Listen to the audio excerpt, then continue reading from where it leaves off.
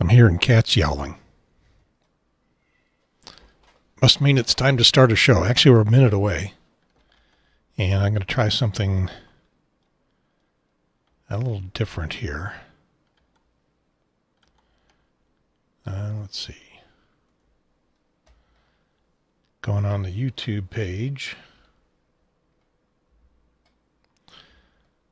Picking up the live show.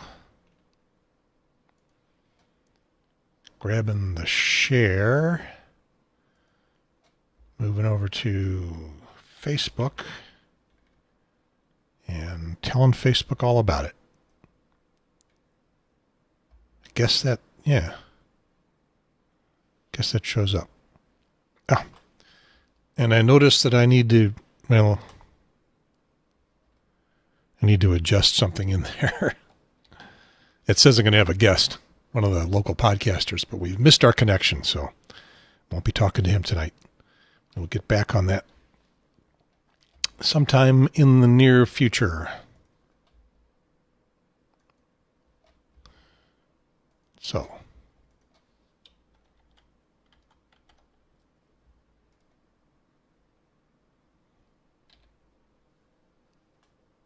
Time to go. I mean, time to start, not time to go away. From the studio in the bonus room above the garage on the north side of Cary, North Carolina, for those of you who have stumbled across this and have no idea what we're talking about, this is the Triangle Talk Show. Oh, I need to make that go up there for a minute.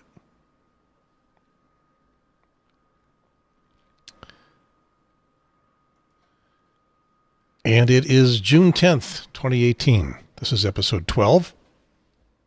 In the news, title of the episode, CalmCast. It has very little to do with title of the episode? CalmCast. That's very little. That's me on YouTube. I guess I can go make that stop. I think I can go make that stop. Yeah, might as well. All right, so back to the episode, CalmCast. Very little to do with most of what this show is going to be about. Just one little segment will be the CalmCast. And we'll do other stuff. Let's see. Still trying to learn how to run the show. I'm Gary Pierce, and now on with the show. This is actually going to be some local news stuff. Mostly local news.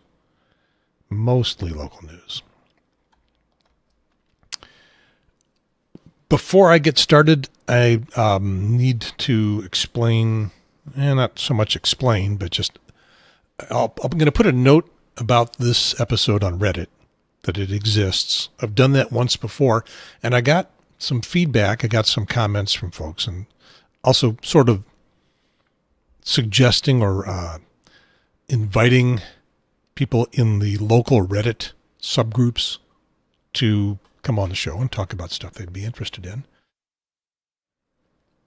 And I got some feedback, and I have not responded to them. So if you're on the local Reddit groups and you haven't heard from me, well, you will. If you don't know what Reddit is, well, here's what they call themselves. The front page of the internet. Yeah, I know. What does that mean? Not very much. It's just a bulletin board. Giant bulletin board. Worldwide bulletin board. That's their little, if you're looking at the video, their little symbol, little alien looking guy with a bent antenna sticking out of his head. And they've got, I don't know, tens of thousands, hundreds of thousands, millions of what they call subgroups or subs for locations, topics, items of interest, things that people might be interested in. And they have a bunch of them for local activity. I think I need to make my title go away so you can see it there. There we go. Once again, for those of you that are watching the video, which is something I never recommend, listen to the audio. This is an audio podcast that just accidentally has some video now and then. So I have subscribed to a bunch of local Reddit subgroups. If you're looking at the video, don't look at the video. There's one called Announcements. That's just to get messages from the overall Reddit, the world of Reddit, from the folks that run things. So the local ones are Bull City, which would be Durham, Cary, Chapel Hill, North Carolina for the whole state, Raleigh, and the Triangle. And those are the ones that I've subscribed to so far. And there's probably some more. Let's see. See if Morrisville's got one. No, they're just pointing me to Raleigh and Triangle. How about Garner? Yeah, Garner's got one. I will subscribe to that. Holly Springs. I need to put in NC. Let's do that. Yep, there's a little Holly Springs. They've got 73 people looking at Holly Springs on Reddit. I forgot to look and see how many were looking from Garner. I'll go back and look. 113. North Carolina itself has 29,800. And let's go back to my groups. It's Cary. I don't know. I don't know where to look to see. I guess I'd have to search up here.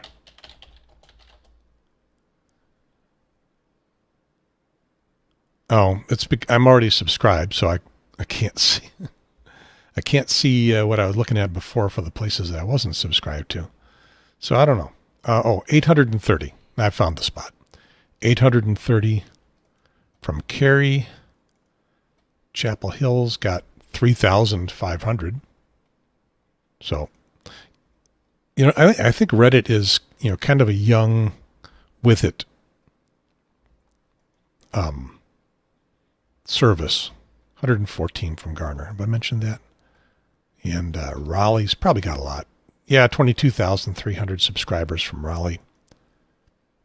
And there's one for the Triangle in general. 13,800 subscribers for Triangle. So, a little bit about Reddit. What do you see there? Anything. The posts that come from this area are mostly calm and reasoned. There are some definitely not very calm and reasoned places in Reddit. Some really dangerous places to go. Most of the stuff around here is just, kind of ordinary. Some a little political, some a lot. I'm looking at one that says Fayetteville water has rising amounts of probable carcinogen. Why aren't regulators stopping it? This is from Raleigh, does anyone else have an ungodly amount of mosquito bites? I actually don't. And I spend a little time every day in the woods feeding some feral cats. There are a lot of mosquitoes floating around. I apparently am not a major mosquito magnet. I get mosquito bites, and they're no fun, and they itch for a day or so. But I don't get bit like crazy. So apparently, I don't smell or taste good to mosquitoes. To most of them, anyway. And that's fine with me. From Bull City, a pair of loving kittens in Durham need a forever home. Aww. We got 5 here. We're full up, but if you need some cats, and they're cute. Yeah. So you'll see things like that. Anywhere in the Triangle to recycle a TV for free? I have got a TV I need to get rid of. I've got a brand new, 10 years old, I think 36-inch CRT tube-based TV. A friend gave it to me, didn't need it anymore. This was at the time when flat panel TVs were just becoming the thing. And so I thought, I could use it. And it's been sitting, I think if I swing this camera around, got to leave the mic for a moment.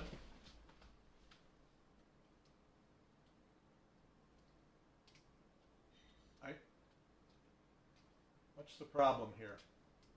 There we go. There it is. You're not supposed to be watching the show. You're supposed to be listening.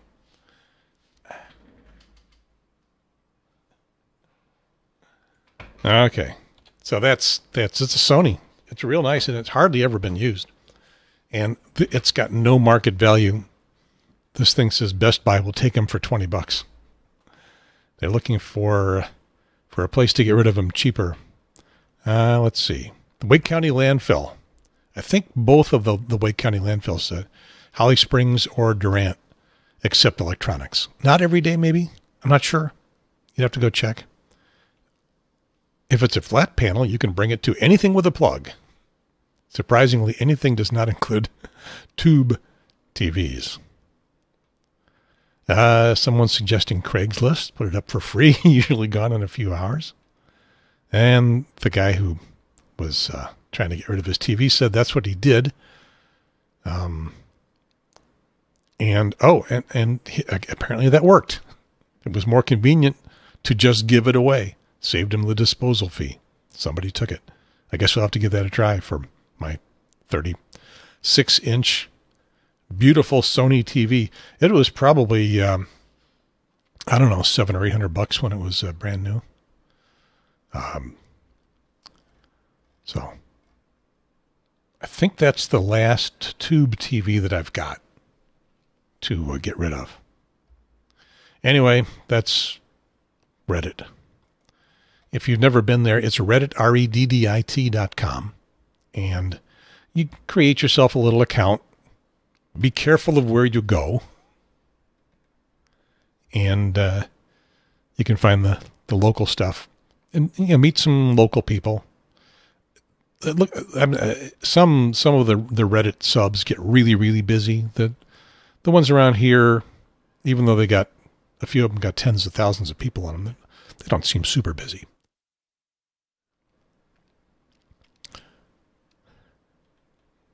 I got to stop reading Reddit because I'm doing a show here. And lots of different things. Okay, stop reading Reddit. Moving on. If it doesn't come from a hoofed animal, you can't call it milk. Story that came up in the News and Observer earlier today.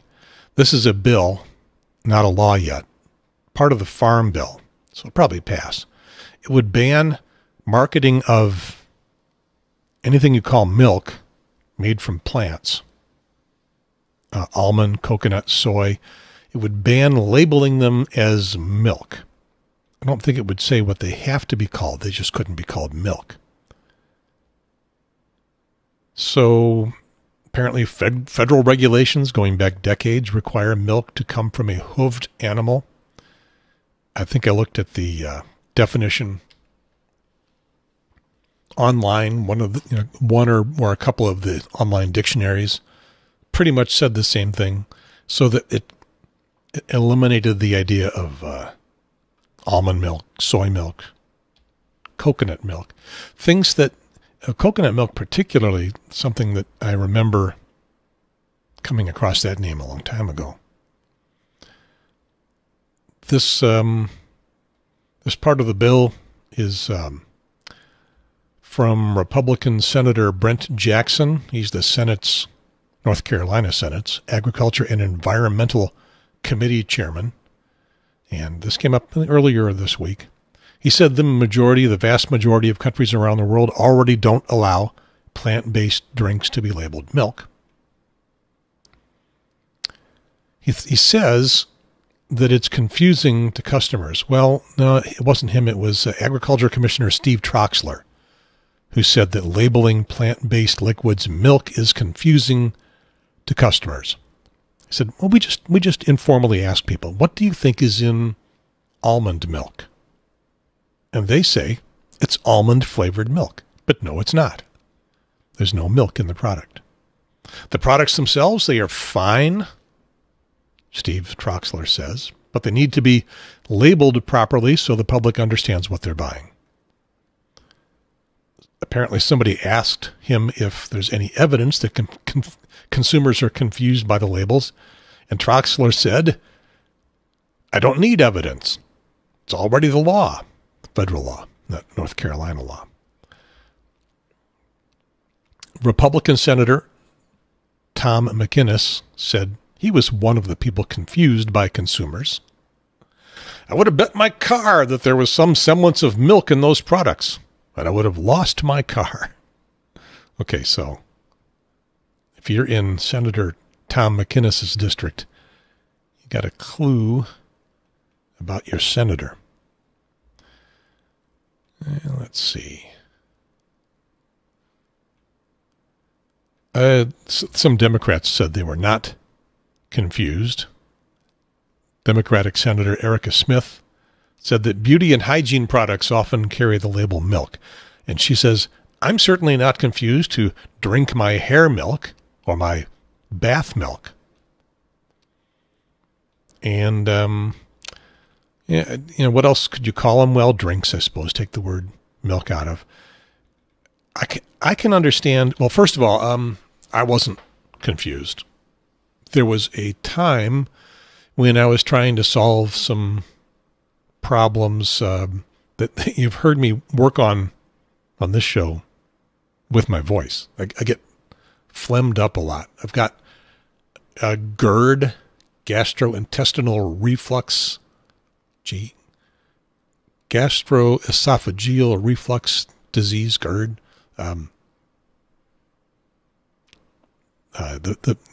The simple name is just heartburn, and stuff backs up,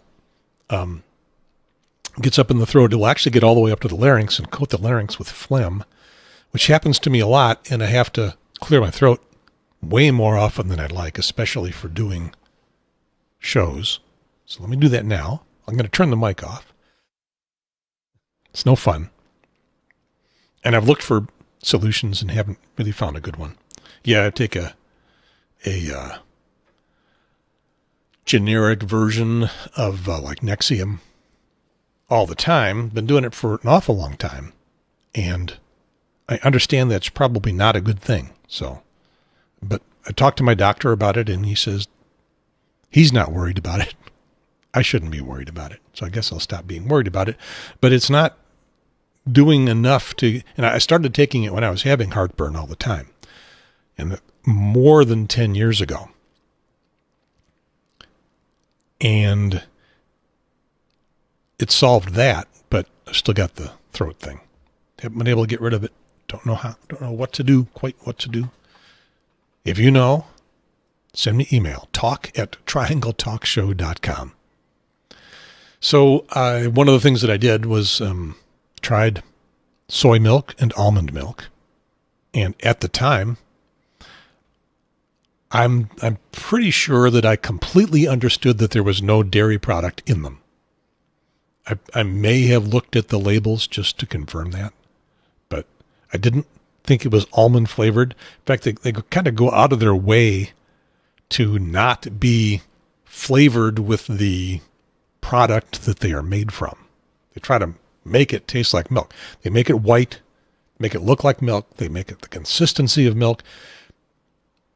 They really do want you to think it is milk-like as a milk substitute.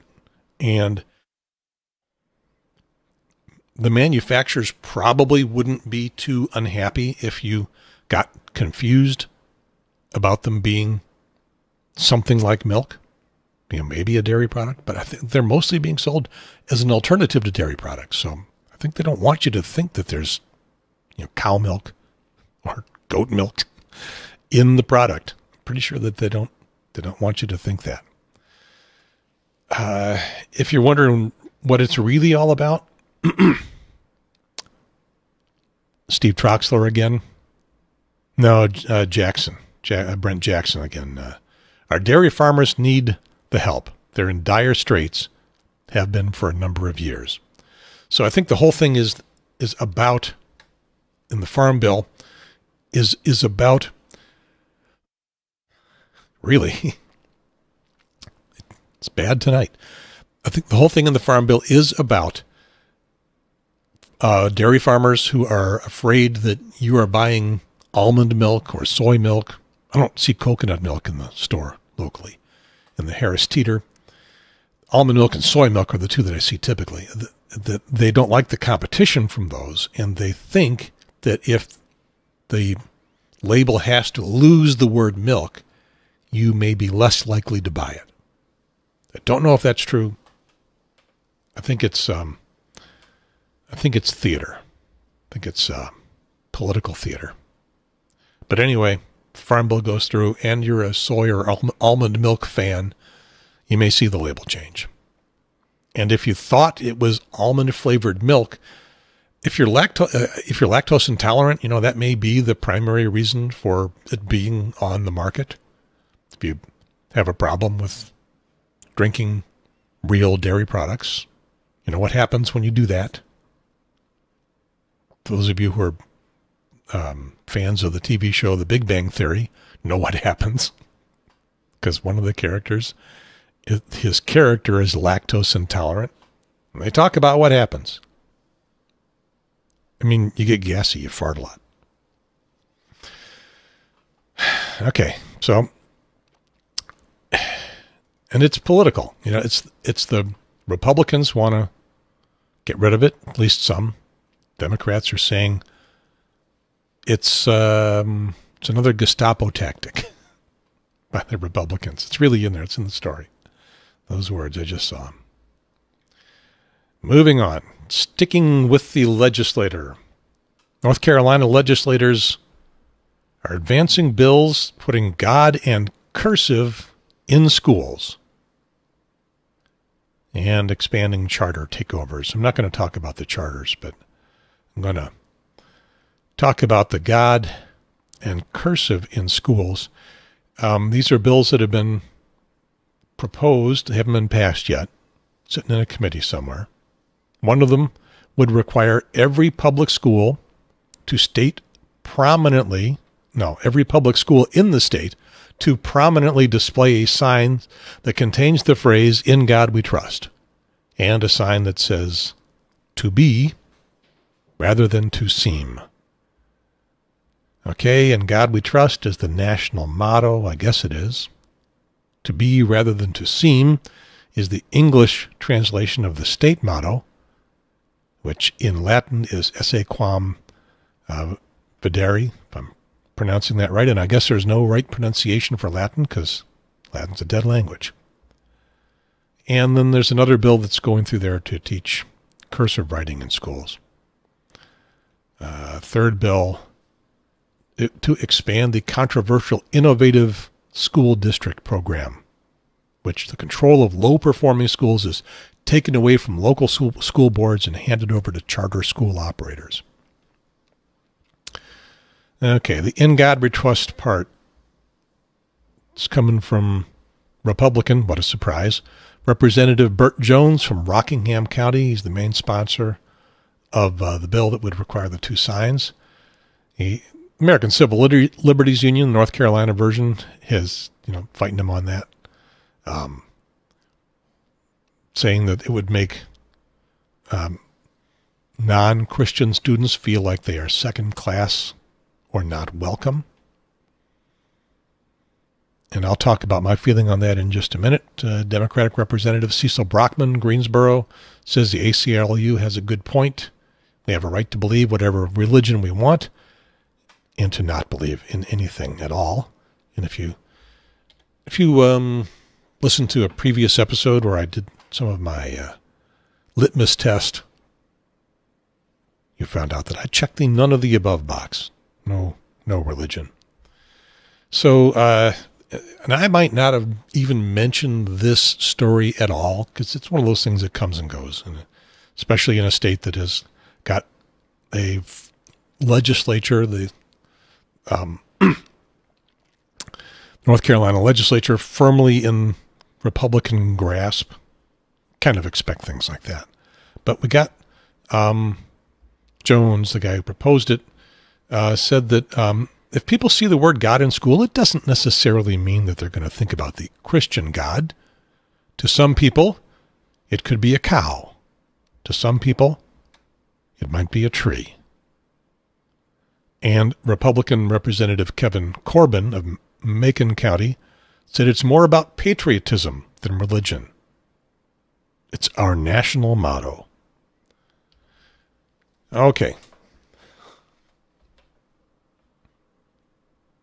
Interesting.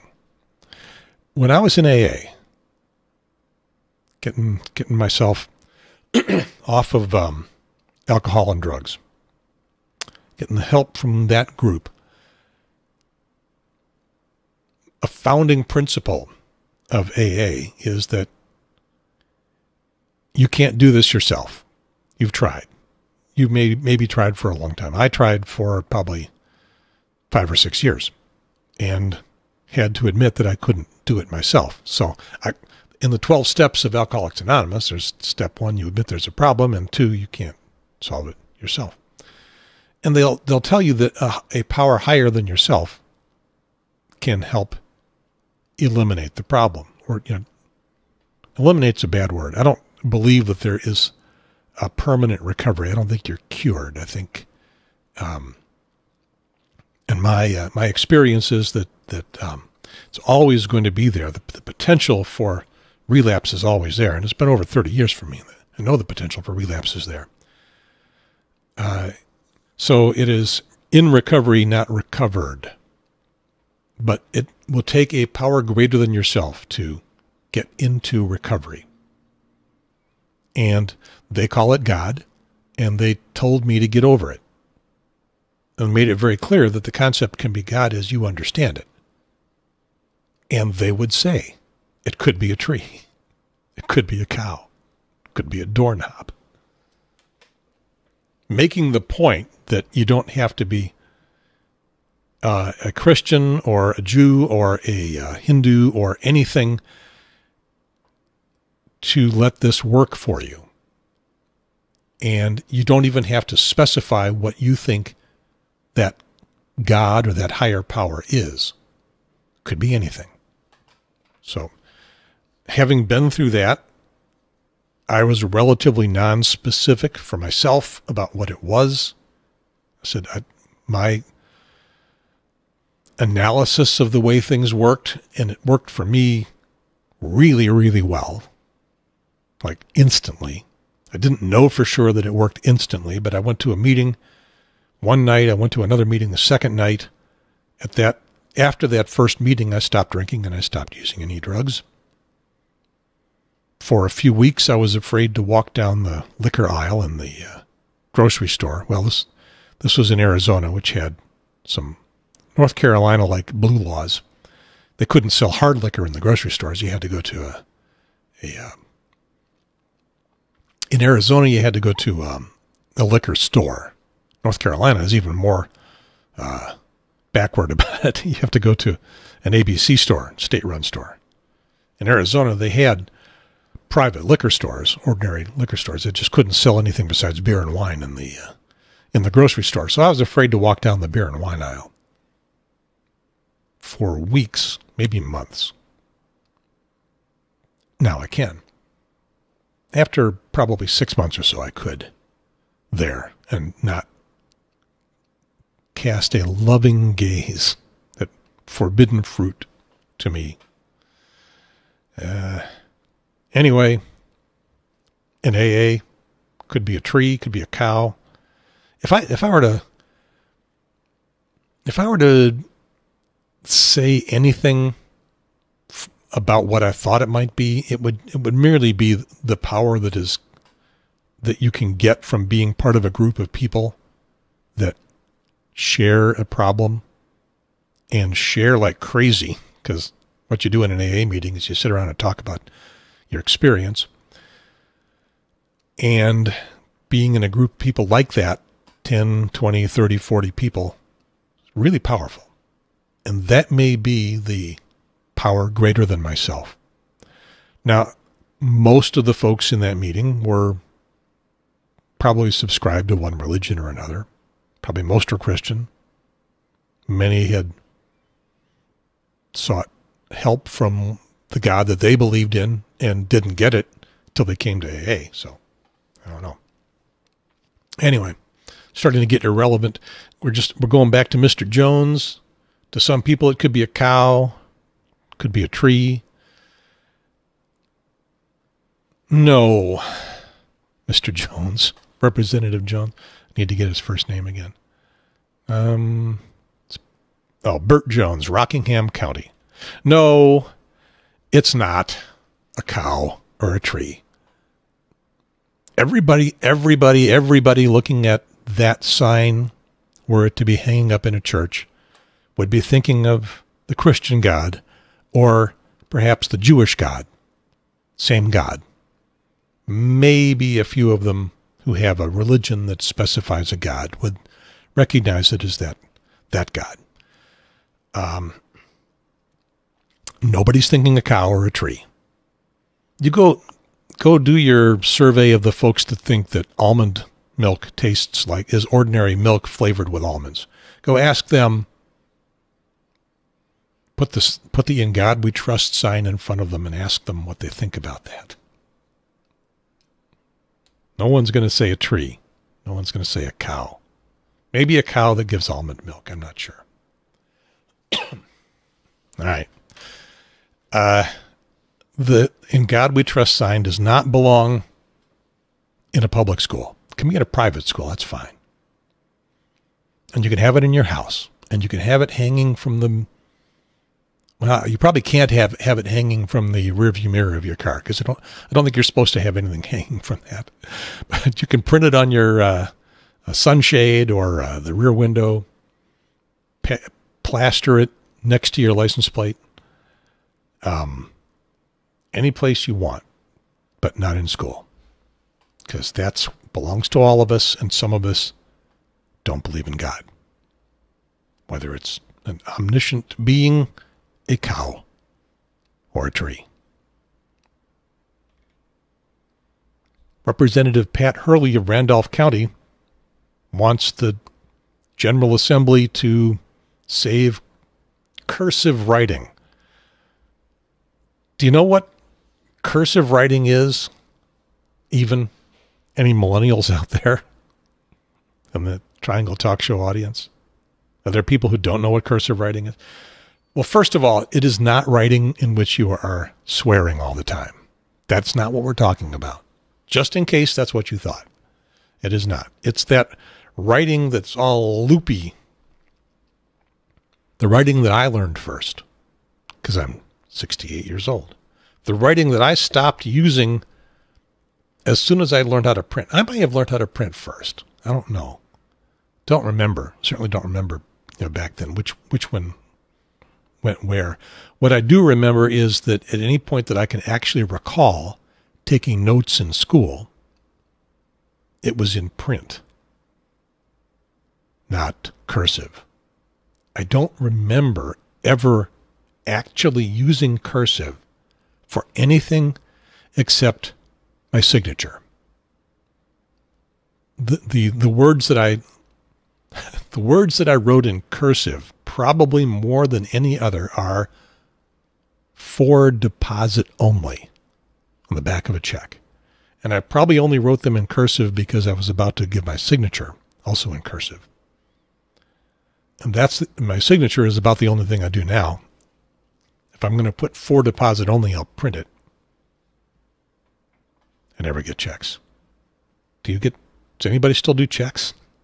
My wife still does checks now and then. If I absolutely need to have a check sent to someone, I'll do the online bill pay thing from the bank, and they'll send the check. I don't have any checks. I've moved twice since the last time I had checks printed with my address on them. And I had like 2 or 3 left from 2 addresses ago, and I think I used them up with checks to people that came to do work around the house. and we're going to get paid immediately. And that has stopped because now they can all take a credit card payment on their phone. Nobody does checks, and nobody does cursive. Why does she want cursive? Does it say? No, I'm looking at the article. If you can't write it, you can't read it, she said. This is Pat Hurley. I'm guessing that Pat is old and maybe even has been a teacher. I don't know. Don't know her background. She also wants you to learn multiplication tables. I remember learning those. I think I got up to 10 times 10. I think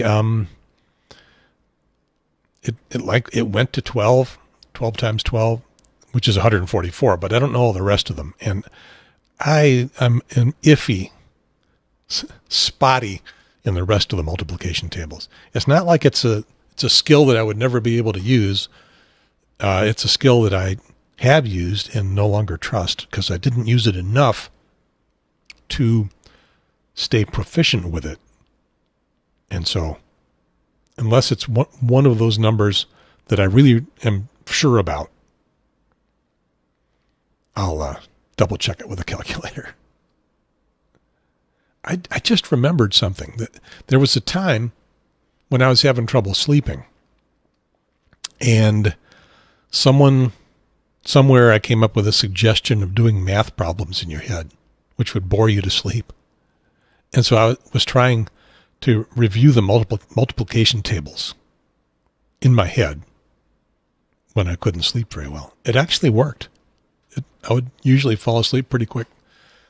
Once I started doing that, if I didn't fall asleep pretty quick, my brain would latch onto something else that was keeping me awake. I wouldn't sit there and do multiplication tables for an hour. No, Pat, we don't need to teach cursive writing. I don't know what the advantage is. Nobody does it anymore. It can disappear. If we need it to read things that have been written in cursive, once in a while when somebody talks about the reasons for doing this, well, how are you going to read your birthday note from grandma? I am old enough to be grandpa and to be a great-grandpa. Be a pretty young kid to be my great-grandchild. They will not get a birthday note from me in cursive. Now, many of my contemporaries in their late 60s, early 70s probably can and may, some even do write cursive. And I'm not going to make a lot of fun of them right now. But we're going to die off pretty soon, and cursive is going to die off with us, and it should. I do recommend learning how to print well so that it's readable. That's probably also going to disappear.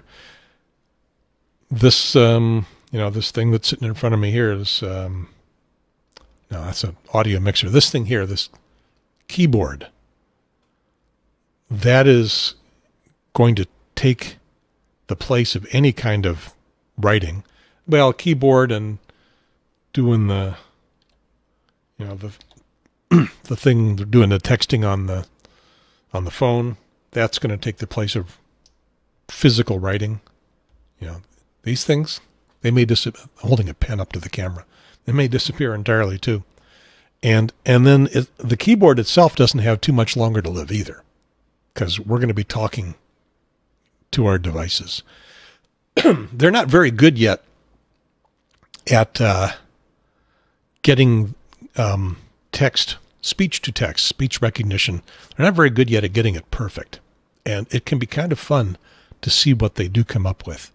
And there are some people, and once in a while I'm one of them, not most of the time, who dedicate themselves to sending whatever their speech recognition comes up with. If they're sending a text or if they've dictated an email or something, and it has just gone horrendously wrong, that's what they will send. I've done that once in a while to my wife. And then I'll usually follow it up with, here's what I really meant. What I find so far in voice recognition is that it takes longer to correct the voice recognition in part because the interface is not very good. It's hard. It's kind of hard to get the little cursor where it belongs and to erase and correct. It wouldn't be so hard on a keyboard, but I'm not sitting at a keyboard very often anymore. The phones and the tablets have taken me away from my computer to less efficient interface devices. They're more convenient because they're always with me, but they're certainly less efficient. All right. So, we're going to be talking to each other. There may be a point where we become, would you call it illiterate? You know, nobody can read and write because we don't need to. I don't know. That seems scary to me. Pat Hurley, Republican representative, Randolph County, listening to this show going, we're all going to forget how to read and write entirely? Just had a heart attack. Sorry, Pat. Didn't mean to make that happen. Don't know much about this charter school thing. Sounds like a topic for another show, another day. Apple and Amazon told to stay away from North Carolina because of our racist voter ID bill. There's several subjects to unpack there.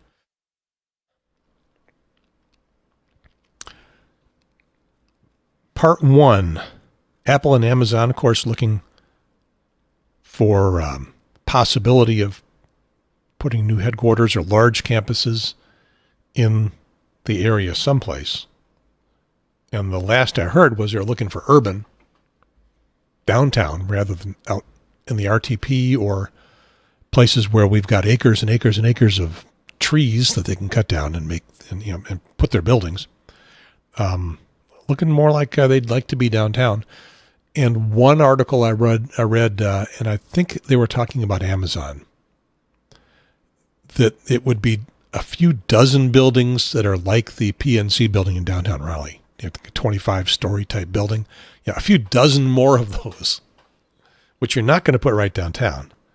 So they were looking around for what part of the downtown-ish area that might go into, and they were looking mostly to the southeast of downtown. I don't know. We'll see what happens. And not everybody in the area really wants to see an Apple or an Amazon for a lot of reasons. Traffic will increase traffic a lot.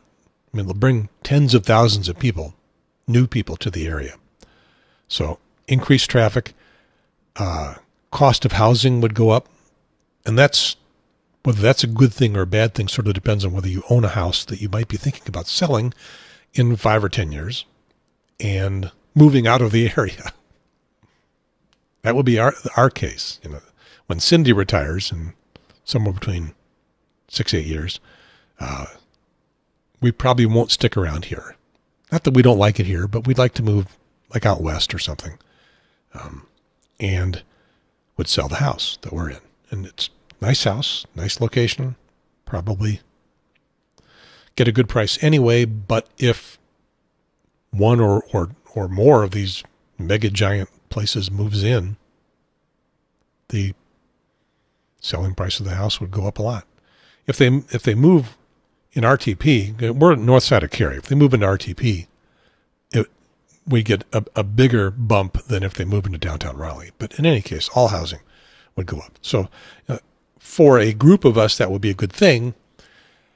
But for folks trying to afford to stick around in their apartment or new couples or families looking for their first home, prices going up, that's not a good thing.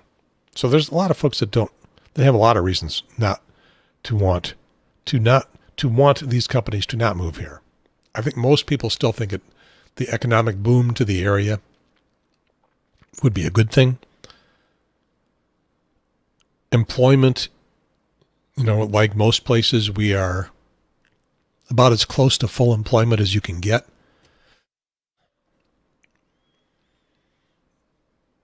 But the jobs that these companies, Apple jobs would be real high paying.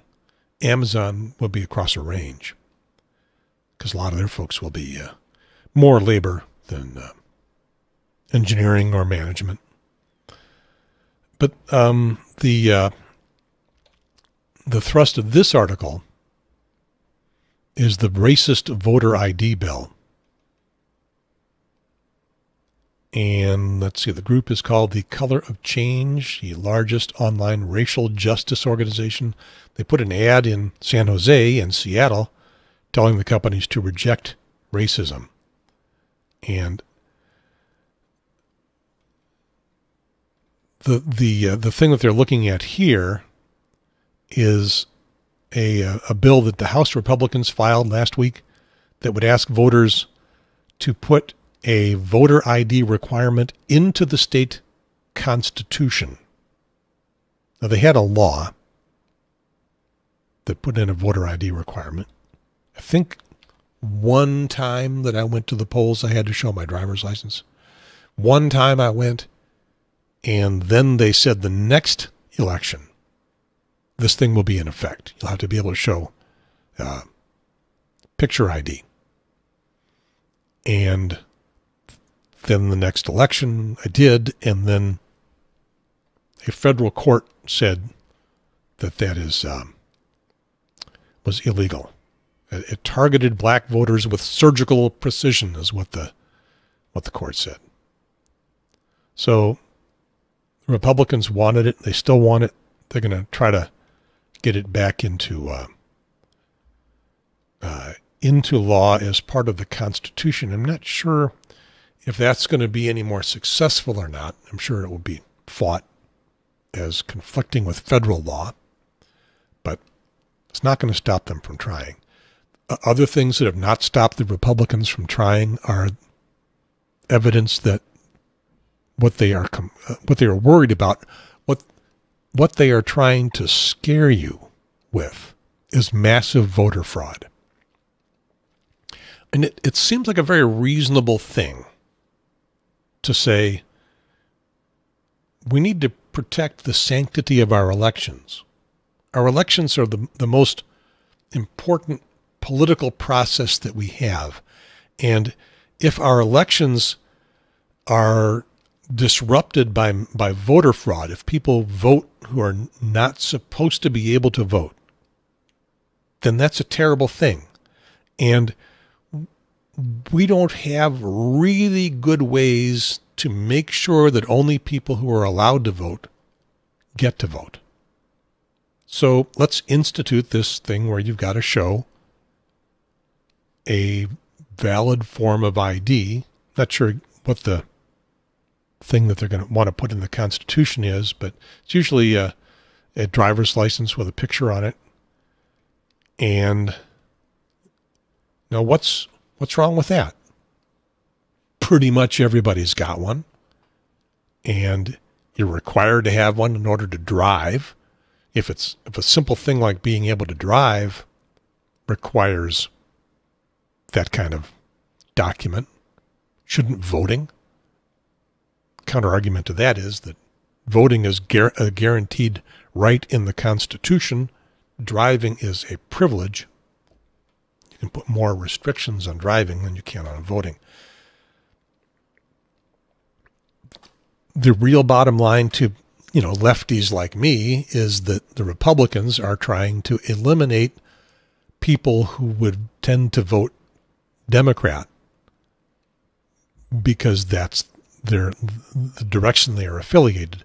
Those people are, and the people that lean to the left, the people that would be voting Democratic, that they are specifically trying to eliminate from the polls are poor people and black people who may have more difficulty getting a acceptable form of identification than your average middle class person.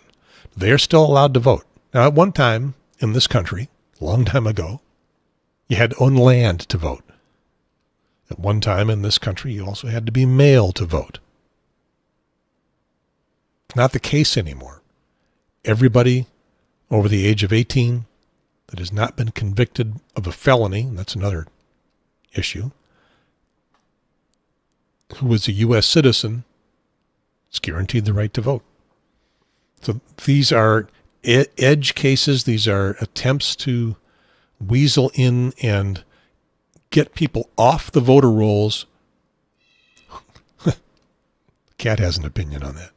To get people off the voter rolls who have a predisposition to vote Democratic and might have more difficulty getting that voter ID. The cat really has an opinion on that. I don't know how many people that is, but it is more than the number of people that have actually been found to have voted illegally, where a voter ID would have caught them. That total number in the last election, the 2016 election, according to an article I read, and I wish I could dial it right up now and tell you what the source was, but I can't. But that number was 1. There was 1 vote cast, 2016 North Carolina, that would have been thwarted by a voter ID requirement, a vote that should not have been cast. There were apparently plenty of votes that were thwarted by voter ID requirement the one time we had it, that should have been allowed to vote. And that's not the only thing that the Republicans have done to try to keep people that they don't want voting out of the polls because they don't like the way they're voting. There have been other restrictions, things like cutting down the amount of time we have for early voting, the number of locations we got for early voting, when you can register, who can register, and how. If you look at all of those things, put them all together, it is clear that Republicans want to stop Democrats from being able to vote. Seems really clear. One of those things to think about when you're wondering who to vote for, say next November. There's other people that have a strong feeling about Amazon and Apple coming to the Triangle area. It's not just the voter ID bill. The LGBT community has also been warning Apple and Amazon and any big company from coming to the state because of our stance on gay rights. Now, of course, there was the old House Bill 2 thing that tried to tell people what bathroom to go to for transgendered people, trying to make their life hard by requiring that they go to the bathroom of their registered gender from their birth certificate, unless that had been legally changed. Not a lot of people. It's part of the social wars, part of the war on liberalism in the divided states of America. They had their reasons for doing that. And once again, a handful of scare tactics, scaremongering. Protect our women and young girls from going to the bathroom and having an evil, lecherous, transgender person molest them in the bathroom. Those things, not that they never happen, but it is extremely rare, whereas a transgendered person goes to the bathroom every day and has trouble, according to the law anyway, finding the right bathroom to go to. So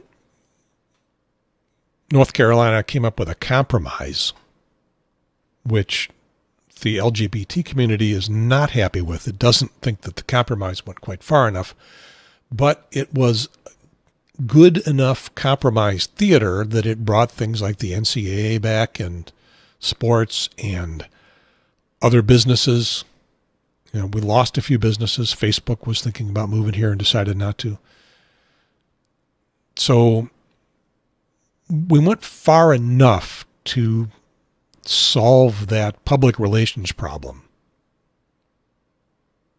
but not far enough to make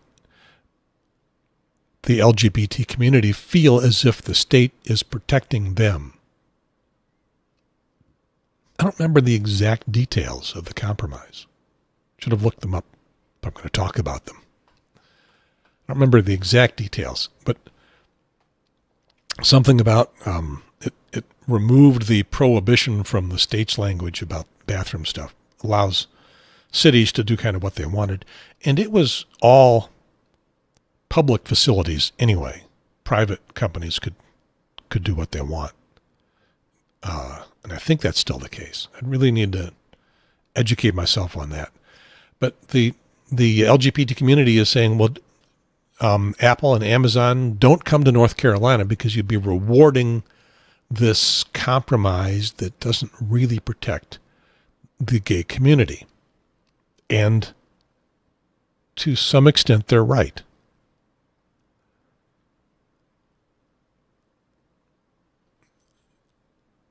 And to some extent, they're probably wrong. It's not a binary issue. It's not a black and white issue.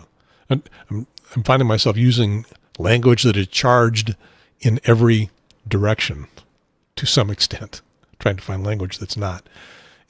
There are shades of gray. If Apple were to come here, Apple's, the CEO, Tim Cook, is gay. If Apple were to come here and bring in thousands of new employees, most of those new people moving into our area would probably be left-leaning. They would be a new big crop of left-leaning voters. I don't think everybody that works for Apple is going to be left-leaning. I'm sure that they have some conservatives that work for the company. But I would say, on average, get more liberal, progressive people from Apple than not. Amazon, I don't know. Jeff Bezos is the CEO of Amazon. Tends to be left-leaning on most subjects.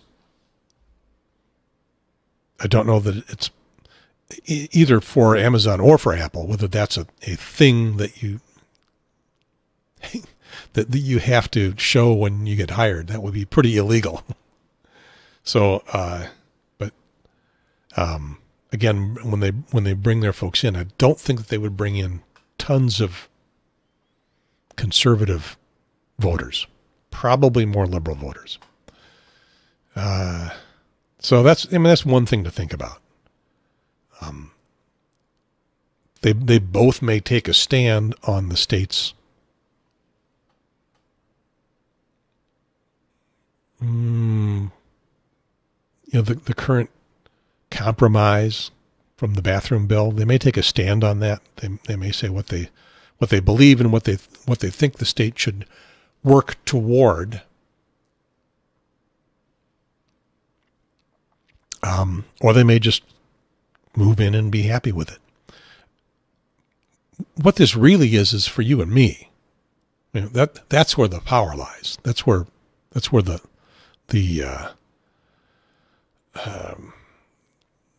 that's where the fight, where the effort needs to be. It's you and me, and who we decide to elect, who we send to the General Assembly next November.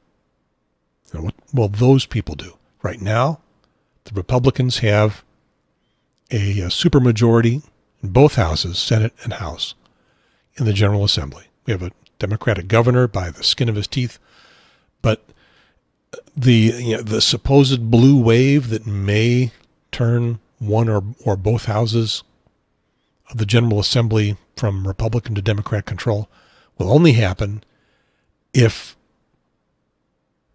enough of those of us who want to see that happen find a candidate that will support it and vote them in November. We've seen who the candidates are. We've had the primary. We know who all the candidates are going to be. It's up to us to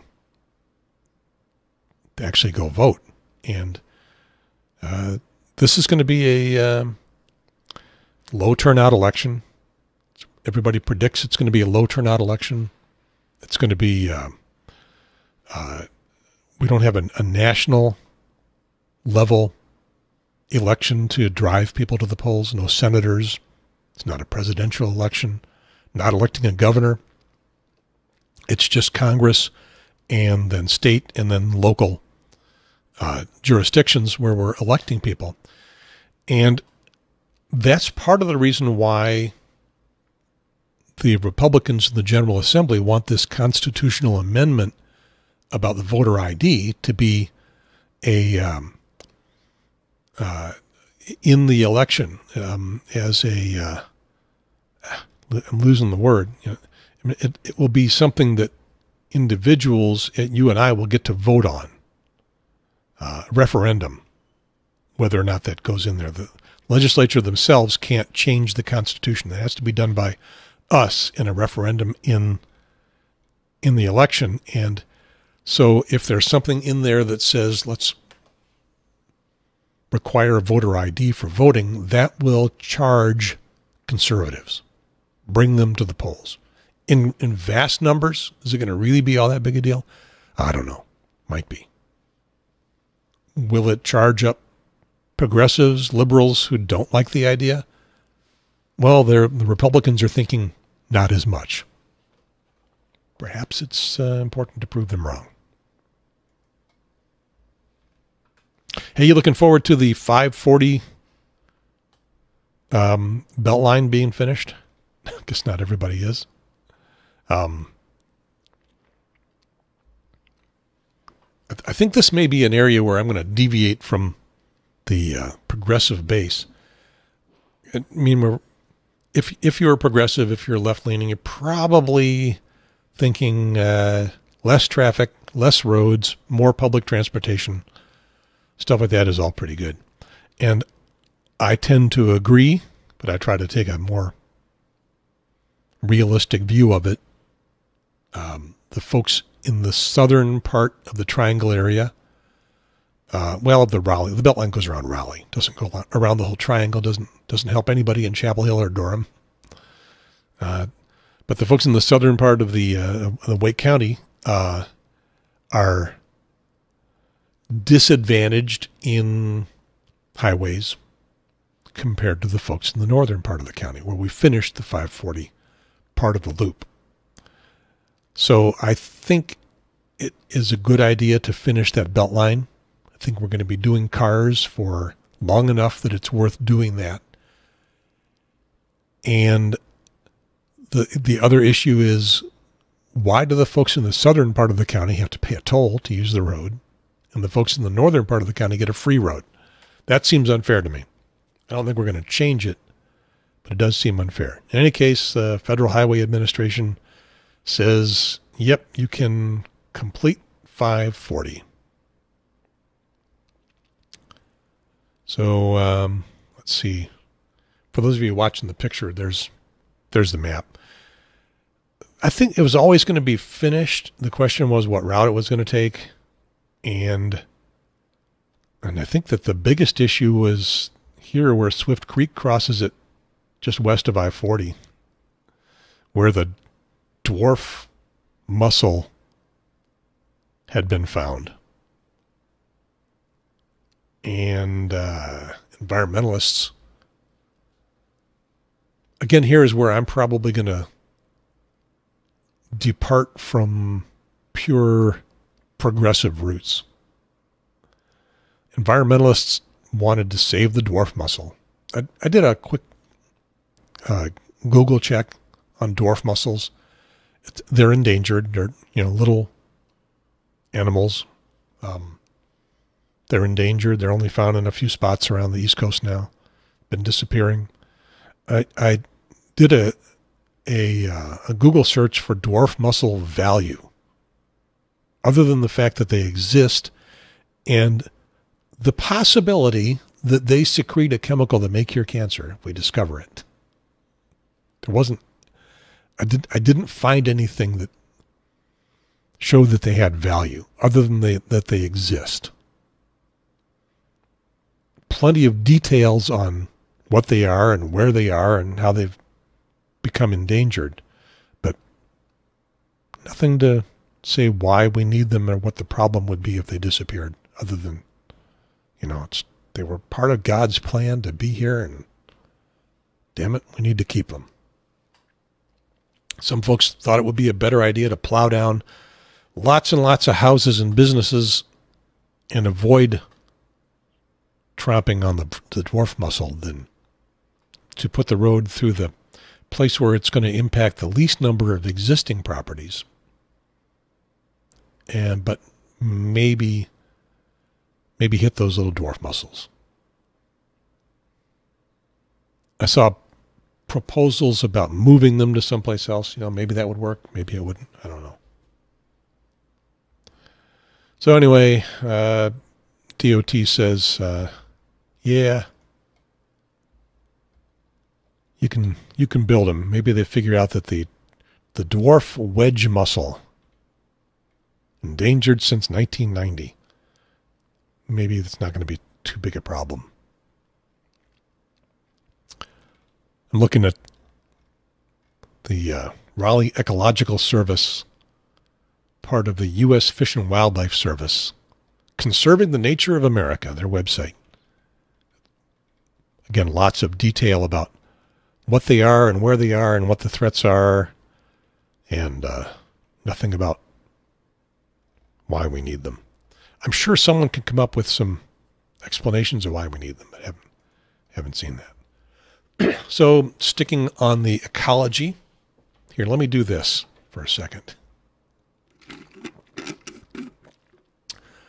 What I just did was took a swig of soda pop from a giant cup through a plastic straw. Now, maybe you've seen this. Okay, I'm going to show a little video here. It's pretty gross. You might not want to watch this if you're in the watching mode. If you listen to it, you won't be grossed out quite so much. This is a sea turtle that has a straw stuck up its nose, and they're trying to pull it out. It's going to be so happy. A big booger. Oh, careful.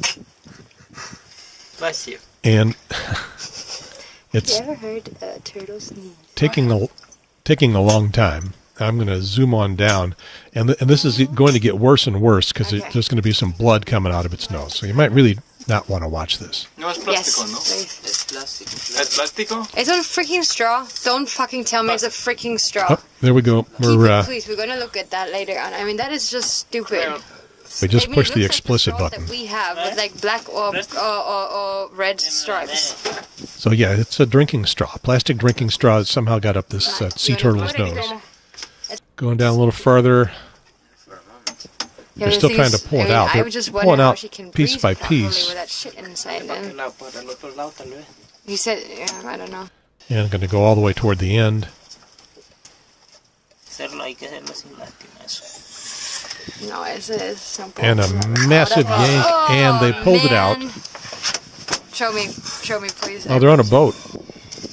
And it's like 6 inches long that was still left, going up this turtle's nose.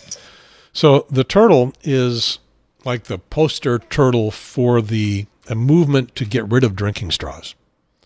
I think the statistic that everybody is quoting is that there are 500 million drinking straws. This thing used in the U.S. every day. 500 million of them. That's more than one for everybody in the country every day. And one turtle got one up its nose, probably more. I mean, that's one that they rescued, probably more. So it was the poster turtle for the movement to ban it. Some towns around the country, maybe even some states, are working on banning plastic drinking straw. So I wondered what the real story was there. I like using straws. I've used them for a long time. Most of us have. Convenient. You can have a lid on your beverage to help prevent spill, and a straw so that you can drink through it. There's working on some technology to make that not necessary. You know, a sippy cup kind of thing, where the lid has got a little hole in it. You don't need the straw; you can just sip from it. And that may take over. You may find what I'm looking at here again is the Subway cup, the big plastic lid. The next time, not the next time I go to Subway, but probably sometime, it won't have the hole for the straw. It'll have the little hole for drinking out of. I understand that coffee cups are made that way. No one drinks coffee through a straw. It's interesting. There are some beverages that nobody drinks through a straw. You drink soda pop through a straw, maybe water, tea, sweet or unsweet. And speaking of which, unsweet tea. How do they get the sugar out? I've always wondered that. It likes me the sweet tea. If you do tea that's not sweet, how do they get the sugar out? I don't know. Seems like it would be more difficult process than even desalinization of water would be to get that sugar out there. I'm assuming that tea comes sweet by nature. What? No, they put the sugar in. Yeah, we were at a restaurant a while ago, and I tell that joke almost every time I order sweet tea. I don't drink a lot of it because of all the sugar. Once in a while. And I was asking about that, and the restaurant manager was saying, you do not want to see how much sugar we dump in this stuff when we make our tea. You do not want to see that. They're probably right. Okay, so what's the problem? Well, all of those straws ending up in landfills or ending up in the environment, in the ocean, where they can go up the nostril of a sea turtle. But even just, well, it seems like it wouldn't be that big a problem in landfills because although that we're talking about a lot of them, we're also talking about something that's pretty small. So I don't think that they are filling up our landfills. I thought that they weren't recyclable, that they were made of some kind of plastic that wasn't recyclable. And so I looked up about that, and I found a website, Recycle Bank, that has a section called Because You Asked. And one of their Because You Asked was, what's so bad about plastic straws? And they've got that statistic. Americans use 500 million straws a day. The fifth most common form of trash picked up off our coastline. I guess I could look up and see what the other ones are. Now they're answering a question from Bonnie E. I've been hearing about movements to ban drinking straws. Why are they so bad? Aside from not being recyclable, do they fly away from landfills? Should I stop using them altogether? And she gets a pretty good long answer. Some history of straws. And I learned something here in particular. They say that, as you mentioned, plastic straws are not recyclable. They're made from polypropylene, the byproduct of petroleum, a fossil fuel that requires an incredible amount of energy and natural resources to extract and refine. Polypropylene is identified by the Resin Identification Code 5. So most forms of plastic these days have a code on them. The bottom of this cup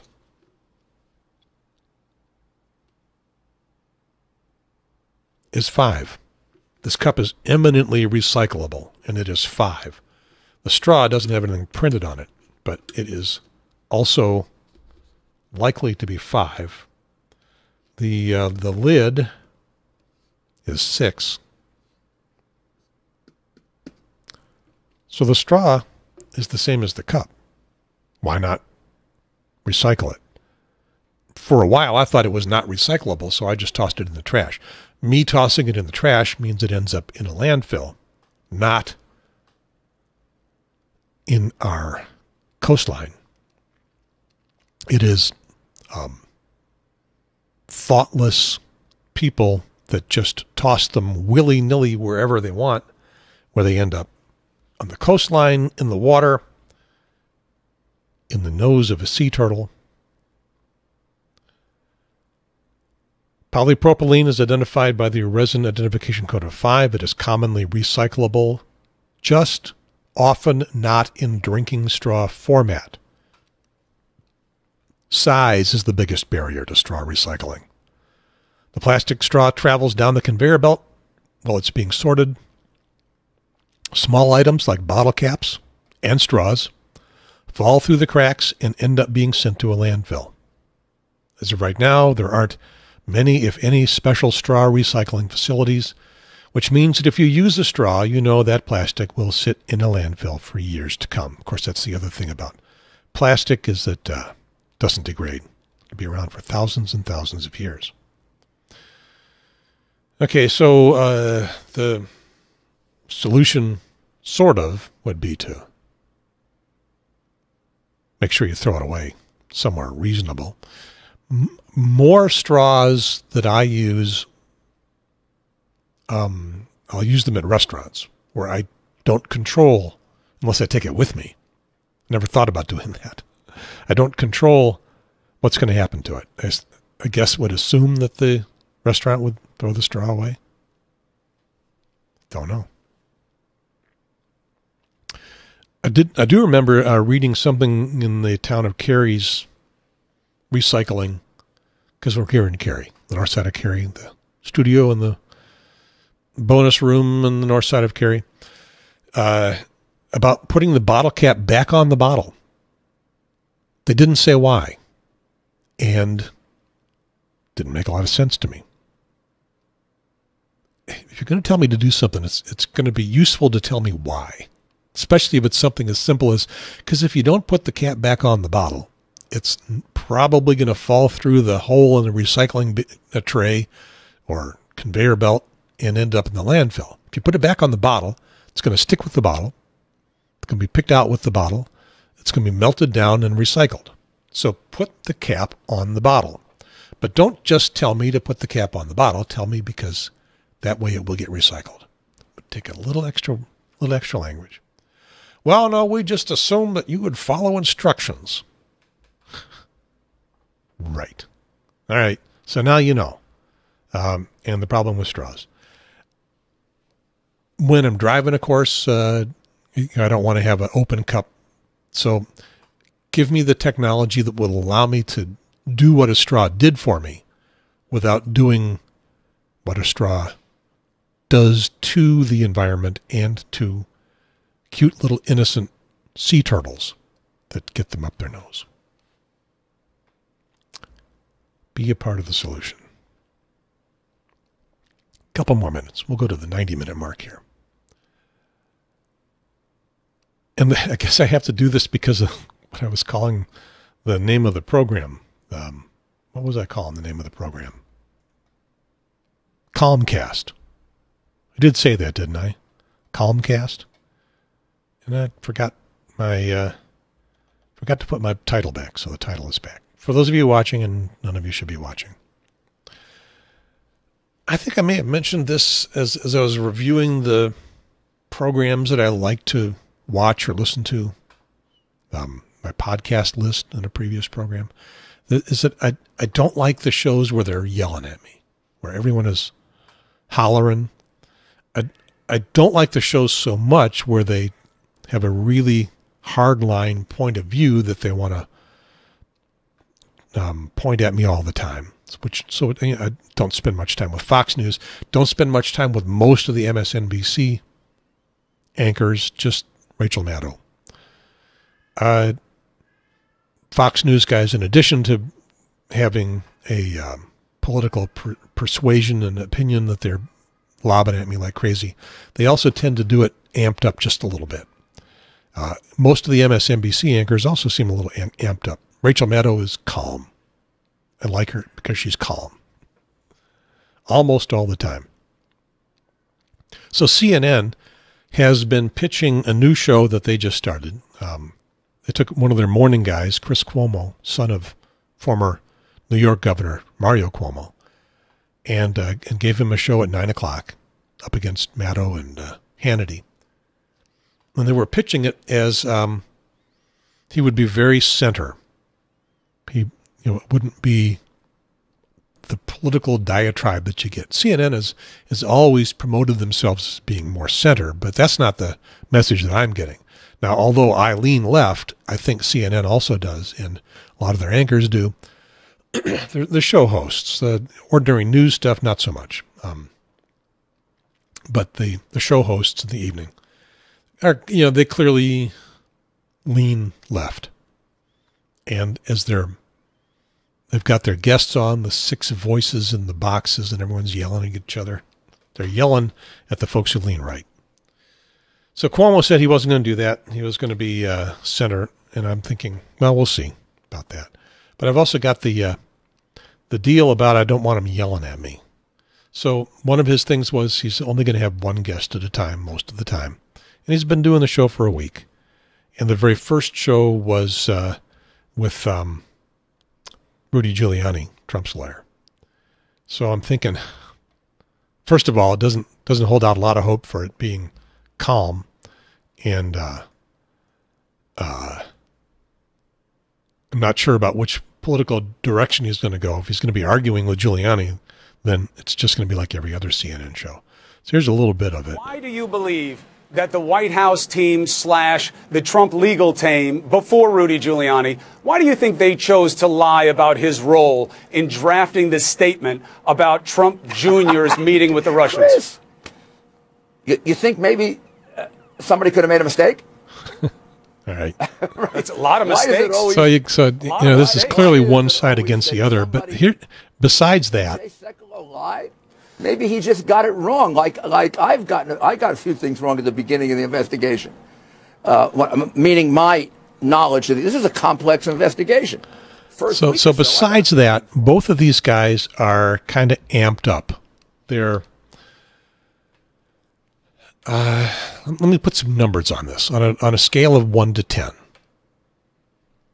An anchor that I like in terms of energy level, with 1 being low and 10 being high, and let's say people yelling at each other at a demonstration and a counter demonstration, those folks would be at level 11. Okay, so on the top end of the scale, screaming bloody murder at each other. At the low end is someone who's got no energy at all. They're just, this would be a 1.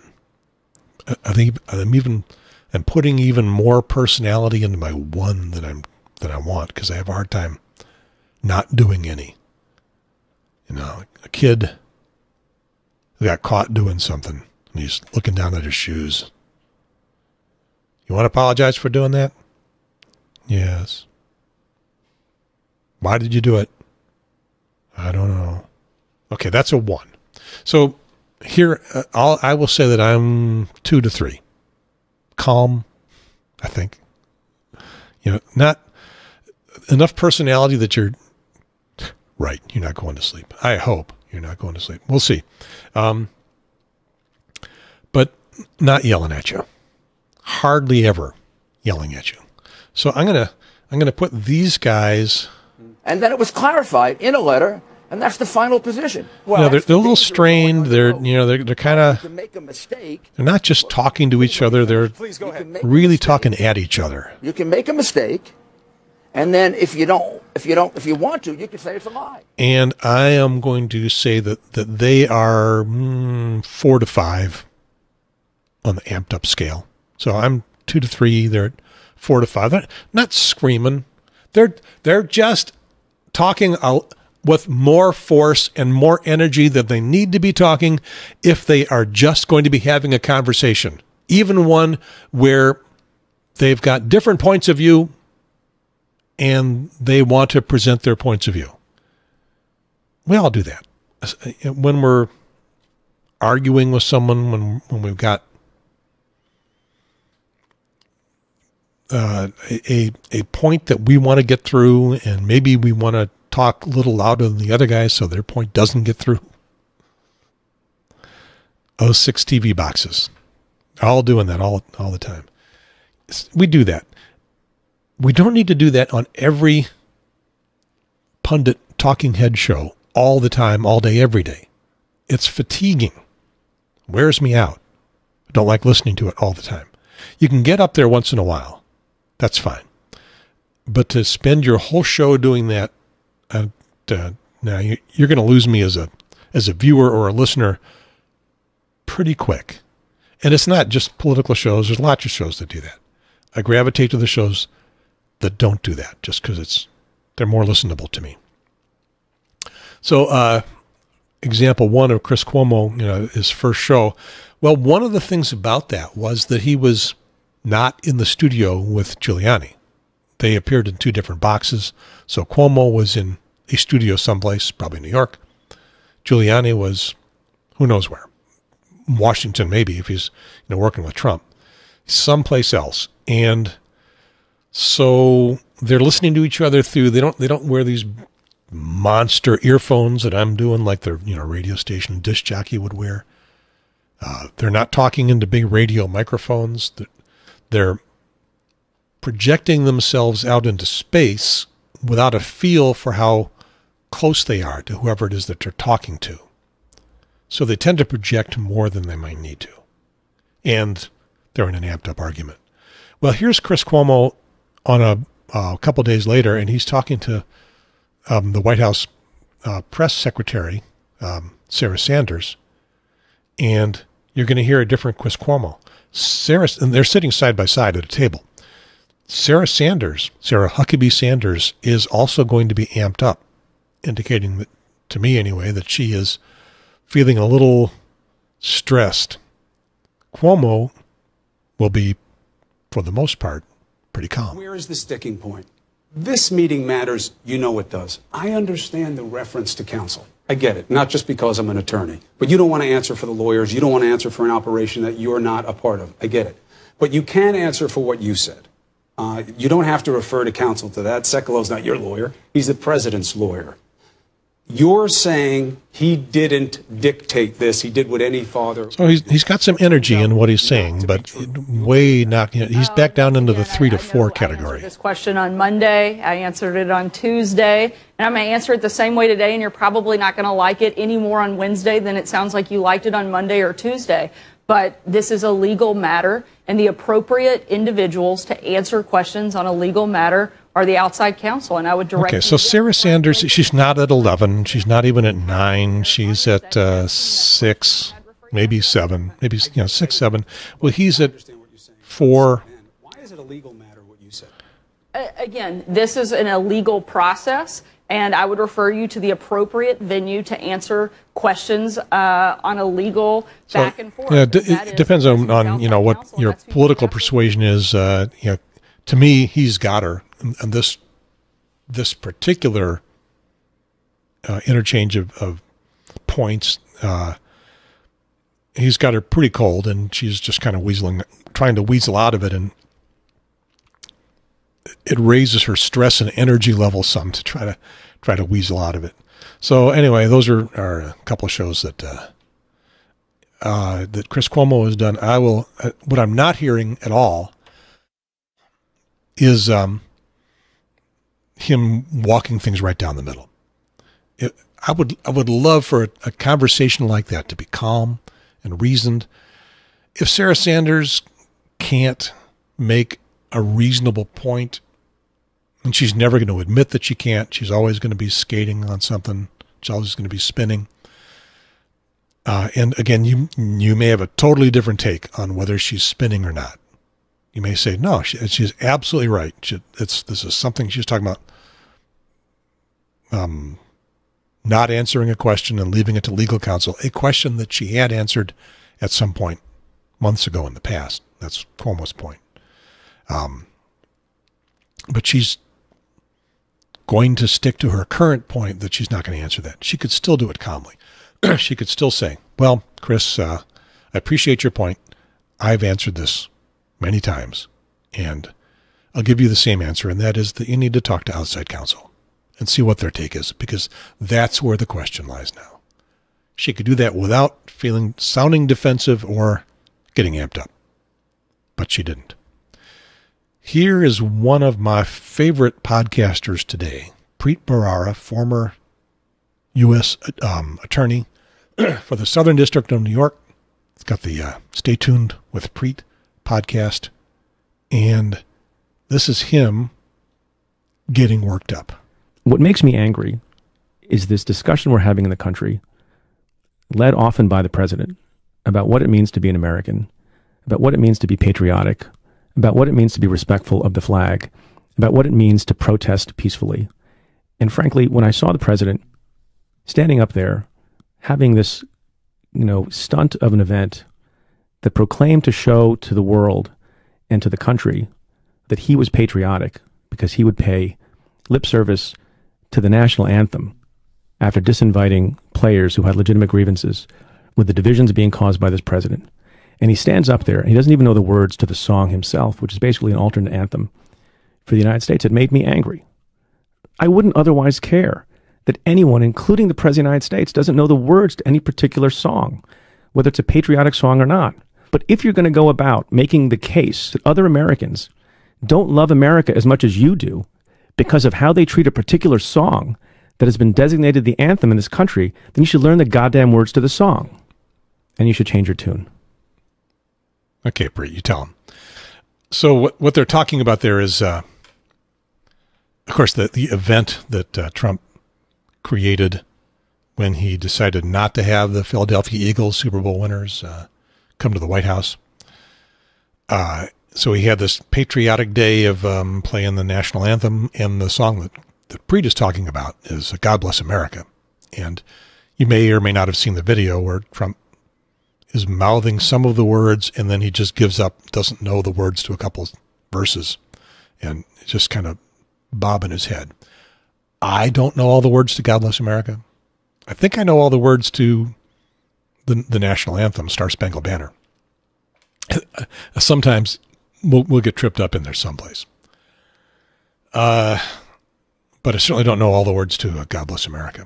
But Preet's point was, if you're going to have this big event and you're going to be on camera allegedly singing the song, learn the words. It's really just needling Trump on something, but interesting point. My point is that Preet normally sounds like he does at the beginning of that piece that I played. He's calm, he's reasoned, he has reasonable discussions. I haven't heard him have a show with someone he disagrees with strongly throughout the entire show. Everybody he's had on it's been either non-political neutral or someone that tends to believe the same thing he does. People have corrected him. People have had difference of opinion, but nothing has been real strong. So anyway, that's what I like listening to. That's what the kind of show that I like presenting. Your mileage may vary. What else have I got here? Nothing else. That's it. We are done. I've run out of things to talk about at 92 minutes. Not bad. So, this has been the CalmCast, episode 12 from the Triangle Talk Show. I am Gary Pierce. Thank you for listening. A few of you for watching. Apologize to anybody from Reddit that has responded to some pleas that I put out there to communicate with people that I haven't responded to yet, but I will pretty soon. I am not good at all that. However, tonight, we are done. Over and out.